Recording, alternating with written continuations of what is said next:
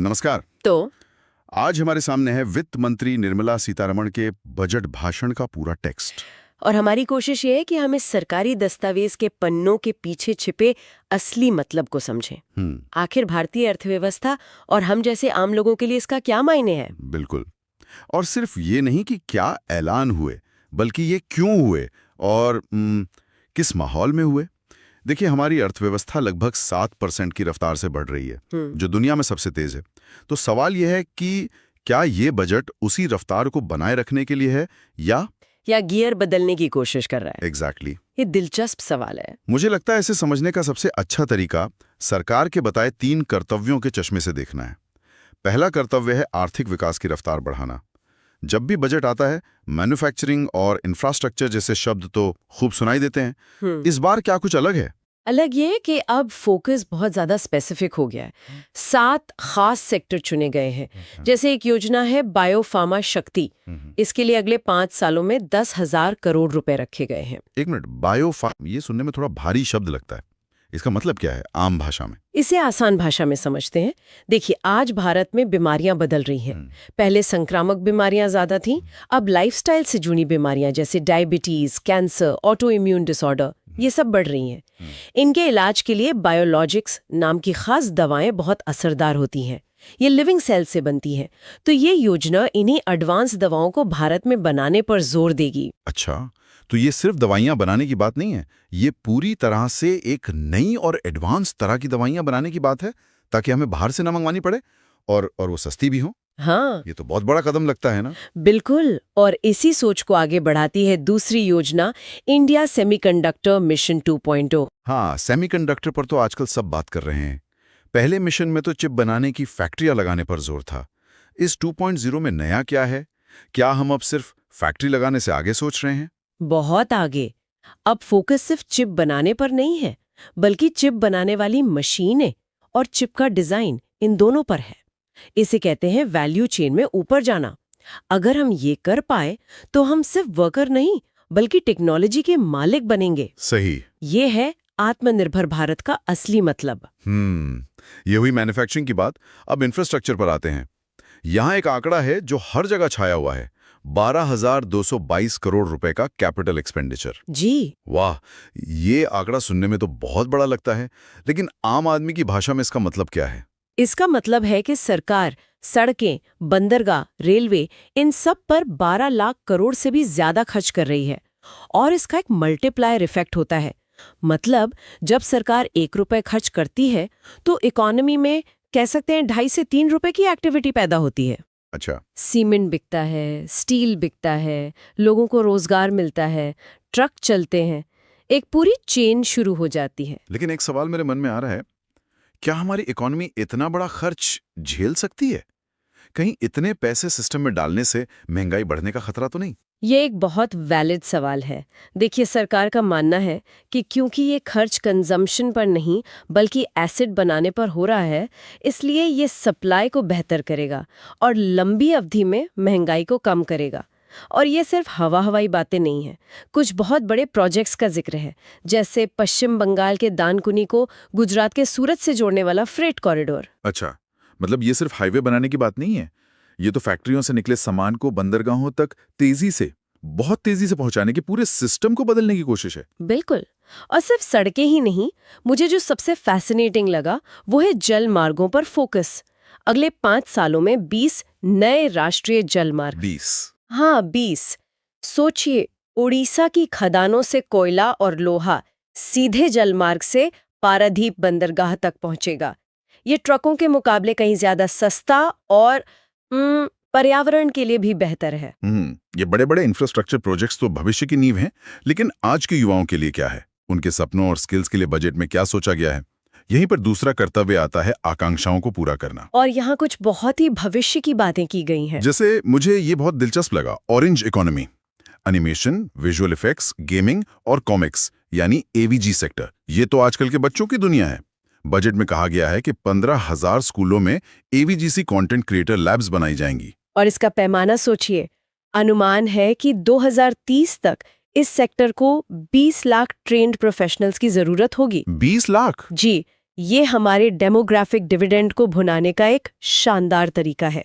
हम अपने बच्चों को वो स्किल्स दे रहे हैं जिनकी भविष्य में डिमांड होगी। सुनने में तो ये शानदार है, पर मेरा एक सवाल है। 15,000 स्कूलों में AVGC लैब्स, इसके लिए इतने ट्रेन्ड टीचर्स कहाँ से आएंगे? ये तो एक नया फील्ड है।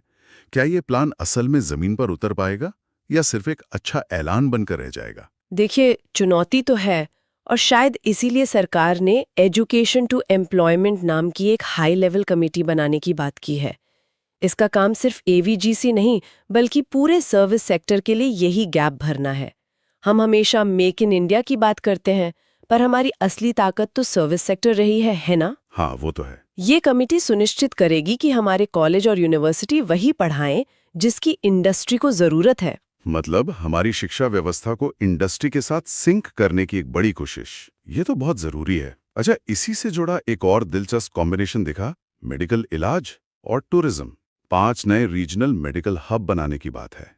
इसका मतलब क्या हम दुनिया के लिए एक बड़ा हॉस्पिटल बनने की तैयारी कर रहे हैं? एक तरह से हाँ। इसे मेडिकल वैल्यू टूरिज्म कहते हैं। ये सिर्फ अस्पताल नहीं होंगे, बल्कि पूरे हेल्थ केयर कॉम्प्लेक्स होंगे, जहां इलाज, पढ़ाई और रिसर्च सब एक जगह होगा। और ये सिर्फ मॉडर्न मेडिसिन तक सीमित नहीं है। 3 नए अखिल भारतीय आयुर्वेद संस्थान भी खोले जा रहे हैं। और टूरिज्म में भी सिर्फ पुराने किले और मंदिर नहीं, बल्कि कुछ नया करने की कोशिश दिख रही है। इको टूरिज्म ट्रेल्स, जैसे उड़ीसा में टर्टल ट्रेल्स और पुलिकट झील पर बर्ड वॉचिंग ट्रेल्स। ये तो बिल्कुल अलग तरह का अनुभव लगता है। और सोचिए, इससे कितनी नौकरियां पैदा होंगी। मेडिकल हब में डॉक्टर, नर्स से लेकर इको टूरिज्म ट्रेल्स पर लोकल गाइड, होमस्टे चलाने वाले छोटे कारीगर, विकास जमीन तक ऐसे ही पहुंचता है। ठीक है, हमने इकोनॉमी की बात की, युवाओं की बात की। अब उस तीसरे कर्तव्य पर आते हैं जिसे सबका साथ सबका विकास कहा गया है। इसमें किसानों, महिलाओं और दिव्यांगों के लिए क्या है? यहाँ भी जो ट्रेंड दिख रहा है वो है टेक्नोलॉजी के जरिए सशक्तिकरण का। जैसे किसानों के लिए भारत विस्तार नाम का एक AI टूल। ये तो पारंपरिक खेती की तस्वीर को पूरी तरह बदल सकता है। मतलब किसान को फोन पर ही पता चल जाएगा कि मौसम कैसा रहेगा, कौन सी फसल उगानी चाहिए, मंडी में क्या भाव चल रहा है। बिल्कुल, ये सब्सिडी देने से एक कदम आगे की सोच है। ये किसान को एक बिजनेस मैनेजर बना रहा है। यही सोच महिला उद्यमियों के लिए शी मार्च कार्यक्रम में दिखती है। ये लखपति दीदी का अगला लेवल है। लखपति दीदी से शी मार्च तक का सफर, ये सुनने में बहुत अच्छा लगता है। लेकिन क्या ये सिर्फ एक और लोन स्कीम बनकर रह जाएगा, या सच में महिला उद्यमियों को अपना बिजनेस खड़ा करने और उसे चलाने में मदद करेगा? इसका उद्देश्य तो दूसरा वाला है।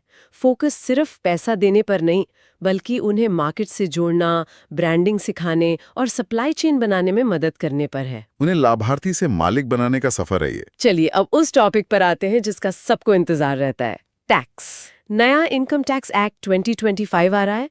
मेरे जैसे आम टैक्स पेयर की जेब पर इसका क्या असर पड़ेगा? देखिए, सीधे तौर पर स्लैब में कोई बदलाव नहीं है, लेकिन ईज ऑफ लिविंग यानी जिंदगी को आसान बनाने वाले कुछ बड़े बदलाव हैं। जैसे विदेशी टूर पैकेज पर लगने वाला TCS। हाँ। वो एक बड़ा सिरदर्द बन गया था। उसे 20% और 5% से घटाकर सीधा 2% कर दिया गया है। सीधा 2%? जी, बिना किसी ऊपरी लिमिट के। यही चीज विदेश में बच्चों की पढ़ाई या इलाज पर भेजे जाने वाले पैसे पर भी लागू होगी। अरे वाह, ये तो विदेश घूमने वालों और बच्चों को बाहर पढ़ाने वाले मिडिल क्लास परिवारों के लिए बड़ी राहत की बात है। मतलब 20% से सीधे 2%। सरकार ने इतना बड़ा यूटर्न क्यों लिया? क्या पहले वाला नियम काम नहीं कर रहा था? ऐसा लगता है कि सरकार को फीडबैक मिला कि इससे लोगों को बहुत परेशानी हो रही थी और अनुपालन का बोझ बढ़ गया था। तो ये उस फीडबैक पर एक्शन लेने जैसा है। एक और योजना है one time foreign asset disclosure scheme. ये किसके लिए है? मान लीजिए कोई स्टूडेंट पढ़ाई के लिए विदेश गया, वहां पार्ट टाइम जॉब करके कुछ $1000 कमाए और उसे भारत में रिपोर्ट करना भूल गया। अब वो डर के मारे कुछ कर नहीं पा रहा। ये स्कीम उसे एक मौका देगी कि वो एक छोटी सी रकम चुकाकर अपनी गलती सुधार ले और चैन की नींद सोए। अच्छा, तो मतलब ये बड़े टैक्स चोरों के लिए नहीं, बल्कि छोटी मोटी भूल चूक वालों के लिए एक सेफ एग्जिट जैसा है। ये तो अच्छी सोच है। और भारत के ग्रोथ इंजन IT सेक्टर के लिए भी कुछ है। हाँ, उनके लिए सेफ हार्बर की लिमिट 300 करोड़ से बढ़ाकर 2000 करोड़ कर दी गई है। ये सेफ हार्बर आखिर है क्या? क्या इससे कंपनियों को फायदा होगा? आसान शब्दों में ये टैक्स विभाग के साथ एक तरह का एग्रीमेंट है। अगर कोई आईटी कंपनी कुछ तय नियमों के हिसाब से अपना मुनाफा दिखाती है तो टैक्स अधिकारी उसके खातों की बहुत गहरी छानबीन नहीं करते। अच्छा, आने का मतलब है कि अब और ज्यादा बड़ी कंपनियां इस आसान सिस्टम का फायदा उठा पाएंगी। तो अगर मैं इस पूरी बातचीत को समेटने की कोशिश करूं तो ऐसा लग रहा है कि ये बजट सिर्फ आंकड़ों का खेल नहीं है, ये एक दिशा तय करने की कोशिश है। नमस्कार, और आज हमारे सामने है स्टडी टेक के खास तौर पे तैयार किए गए नोट्स। ये केंद्रीय बजट 2026-27 का विश्लेषण करते हैं और खासकर बीपीएससी, एनटीपीसी, केवीएस, एसएससी जैसी प्रतियोगी परीक्षाओं के लिए। तो हमारा मकसद सिर्फ इन आंकड़ों को पढ़ना नहीं है, बल्कि ये समझना है कि एक परीक्षार्थी की नजर से इस बजट को कैसे देखा जाए। बिल्कुल, और इसमें जो शॉर्ट ट्रिक्स दी गई हैं हम उन पर भी बात करेंगे। हाँ, और ये भी समझेंगे कि ये ट्रिक्स काम क्यों करती हैं और इन नंबर्स की पीछे की कहानी क्या है। तो चलिए इस पड़ताल में उतरते हैं। तो सबसे पहले किसी भी बजट का सबसे बड़ा, सबसे हेडलाइन वाला नंबर, उसका कुल आकार। जी, स्टडी टेक के नोट्स के मुताबिक ये आंकड़ा है 53.47 लाख करोड़। अब पहली नजर में तो ये ऐसा नंबर है जिसे देखकर ही लगता है कि बस भूल जाओ। सही बात है। और परीक्षा हॉल के दबाव में तो 53.47 और मान लीजिए 54.37 में फर्क करना लगभग नामुमकिन हो जाता है। ये सिर्फ अंक नहीं है, ये एक तरह से मनोवैज्ञानिक जाल है। लाख करोड़ का पैमाना ही अपने आप में इतना बड़ा है कि हमारा दिमाग उसे आसानी से प्रोसेस नहीं कर पाता। ये तो सरकार की पूरी वित्तीय योजनाओं का खाका है। और यहीं पे स्टडी टेक की पहली मेमोरी ट्रिक सामने आती है। उन्होंने 53.47 को याद रखने के लिए एक बहुत ही देसी और सरल वाक्यांश बनाया है। अच्छा, 53 और 7-7। 53 और 7-7? हाँ, 53 यानी 53 और 47, 4 और 7 जो सुनने में 7-7 जैसा लगता है। तो पूरा विचार है, बजट है 53 सब 7-7। अरे वाह! जो बात यहाँ गौर करने वाली है वो इस ट्रिक के पीछे का मनोविज्ञान है। ये एक बेजान अमूर्त संख्या को एक मानवीय भावना से, एक कहानी से जोड़ देती है। हाँ, 7-7 शब्द में एक अपनापन है। बिल्कुल, एकता, सहयोग, एक सकारात्मकता का भाव है। जब आप इस तरह से संख्याओं को एक पहचान दे देते हैं तो वो दिमाग में सिर्फ एक तथ्यों की तरह नहीं रहती, बल्कि एक विचार की तरह बैठ जाती है। वही तो रटने और सीखने के बीच का फर्क है। वही तो। लेकिन एक सवाल है, क्या इसमें एक जोखिम नहीं है? मतलब 7-7 का 47 से कोई सीधा तार्किक संबंध तो है नहीं? कहीं कोई परीक्षा में कंफ्यूज हो जाए कि 7-7 का मतलब क्या था? ये एक अच्छा सवाल है, लेकिन देखिए, मेमोरी ट्रिक्स का मकसद तार्किक होना नहीं होता, यादगार होना होता है। हाँ। यहाँ का जो कनेक्शन है वो ध्वनि आधारित है, फोनेटिक है। हाँ। और जब आप इसे 2-3 बार दोहराते हैं, 53 और 7-7, तो ये एक लय बना लेता है। अच्छा। दिमाग उसी लय को पकड़ता है। असल में ये ट्रिक्स दिमाग के लिए एक हुक की तरह काम करती हैं, जिस पर आप जानकारी को टांग सकते हैं। सही, बिना हुक के जानकारी फिसल जाएगी। बिल्कुल। तो मतलब ये कि ये विशाल 53.47 लाख करोड़ रुपए का बजट अर्थव्यवस्था को ईंधन देगा। पर सवाल ये है कि अर्थव्यवस्था दौड़ेगी किस रफ्तार से? विकास दर को लेकर क्या कहा गया है? हाँ, ये अगला तार्किक सवाल है। अगर बजट गाड़ी का फ्यूल टैंक है तो जीडीपी विकास दर उसका स्पीडोमीटर है ना? तो स्टडी टेक के नोट्स के अनुसार अनुमानित वास्तविक जीडीपी विकास दर 7% है। और यहाँ वास्तविक शब्द बहुत महत्वपूर्ण है। हाँ, क्योंकि इसमें से महंगाई का असर हटा दिया गया है। जी, यह अर्थव्यवस्था के स्वास्थ्य का एक सच्चा और साफ मापक है। और इसे याद रखने के लिए स्टडी टेक की ट्रिक शायद सबसे सरल है जो मैंने देखी है। क्या है? 7 दिन 7%। हाँ। मतलब जैसे हफ्ते में 7 दिन होते हैं, वैसे ही भारत की विकास दर 7% है। इसे भूलना लगभग नामुमकिन है। इसकी सादगी ही इसकी ताकत है। लेकिन इस 7% के आंकड़े को थोड़ा और गहराई से देखना चाहिए। ये 7% का आंकड़ा इसलिए भी दिलचस्प है क्योंकि आज जब दुनिया की कई बड़ी अर्थव्यवस्थाएं मतलब मंदी से जूझ रही हैं या 1-2% की धीमी गति से बढ़ रही हैं, हाँ बिल्कुल, तब भारत ये गति बनाए हुए है। तो ये सिर्फ एक आंकड़ा नहीं है, ये वैश्विक मंच पर भारत की आर्थिक कहानी को और मजबूत करता है। ये स्थिरता दिखाता है। हाँ, आंतरिक शक्ति और स्थिरता। पर क्या 7% का अनुमान थोड़ा ज्यादा आशावादी नहीं है? मेरा मतलब है दुनिया भर में इतने सारे जियोपॉलिटिकल तनाव हैं, तेल की कीमतें ऊपर नीचे होती रहती हैं। एक परीक्षार्थी को क्या इन चुनौतियों के बारे में भी सोचना चाहिए? निश्चित रूप से।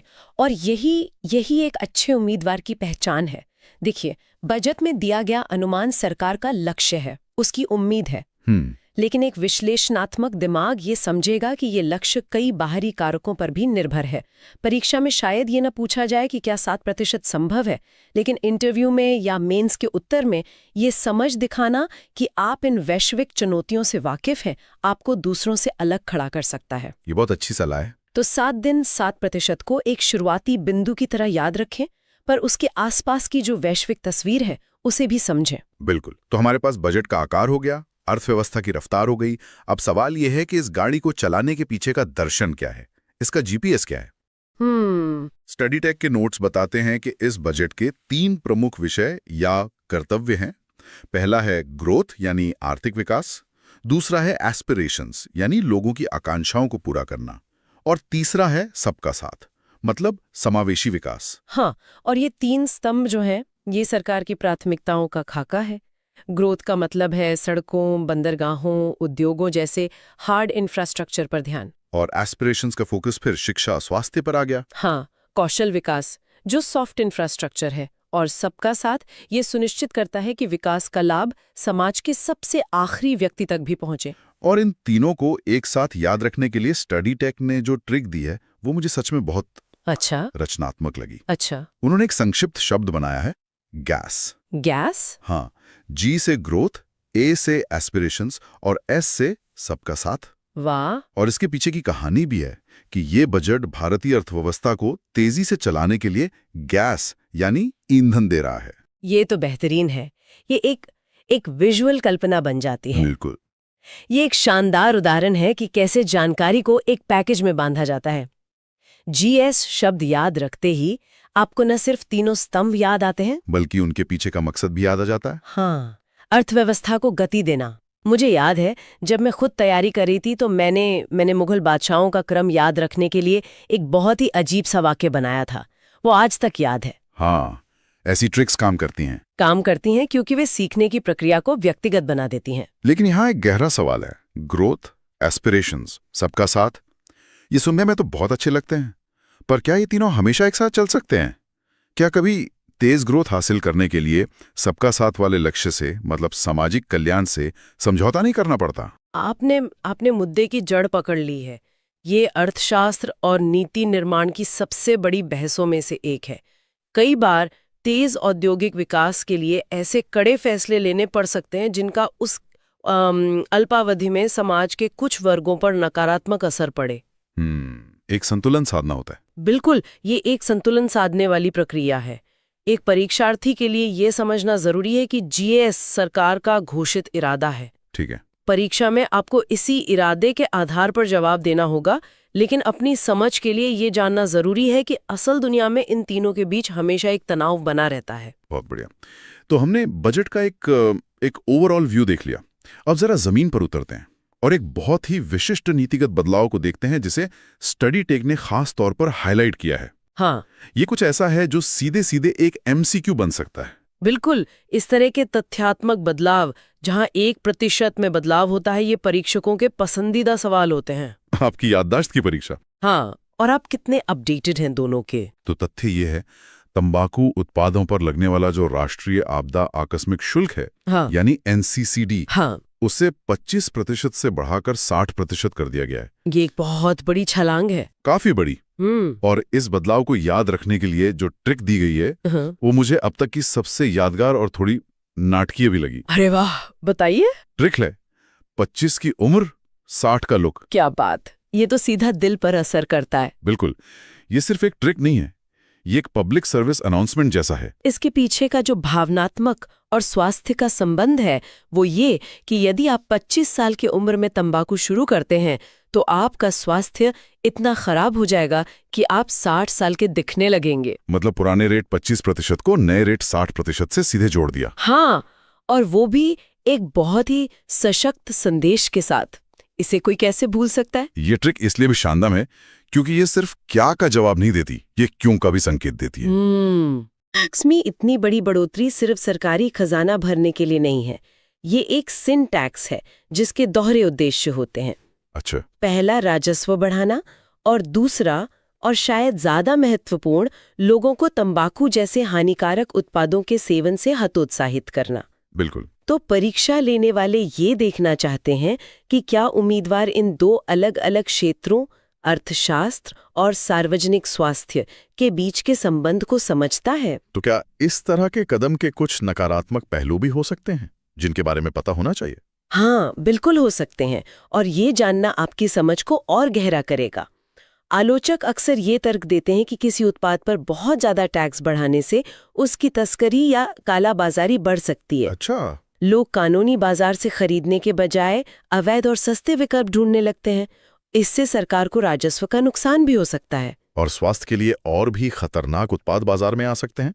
बिल्कुल, ये एक वास्तविक चिंता है, लेकिन फिर से परीक्षा के दृष्टिकोण से आपको नीति के घोषित उद्देश्य पर ध्यान देना है, जो कि सार्वजनिक स्वास्थ्य को बढ़ावा देना है। ये एक बहुत ही संतुलित दृष्टिकोण है। तो इन सब का क्या मतलब है? आज की हमारी इस पड़ताल का सार क्या है? अगर हम 4 मुख्य बातें निकालें जो हर परीक्षार्थी को याद रखनी चाहिए, तो वे क्या होंगी? पहली, बजट का कुल आकार 53.47 लाख करोड़। 53 और 7-7। हाँ। दूसरी, जीडीपी विकास दर 7%। 7 दिन 7%। तीसरी, बजट के 3 मुख्य विषय, गास स्ट्रैटेजी, ग्रोथ, एस्पिरेशंस और सबका साथ। और चौथी, तंबाकू टैक्स में भारी वृद्धि 25% से 60% तक। और उसकी यादगार ट्रिक, 25 की उम्र 60 का लुक। ये सब दिखाता है कि ये नोट सिर्फ जानकारी नहीं दे रहे हैं, बल्कि उसे दिमाग में बैठाने का एक पूरा सिस्टम दे रहे हैं। हाँ, जो परीक्षा की तैयारी का असली खेल है। सही तकनीक से जटिल जानकारी को भी सरल बनाया जा सकता है। बिल्कुल। और ये पूरी चर्चा मुझे एक अंतिम विचार की ओर ले जाती है, जो शायद इन ट्रिक्स से भी ज्यादा महत्वपूर्ण है। ये मेमोरी ट्रिक्स जानकारी को याद रखने के लिए बेहतरीन उपकरण है, इसमें कोई शक नहीं।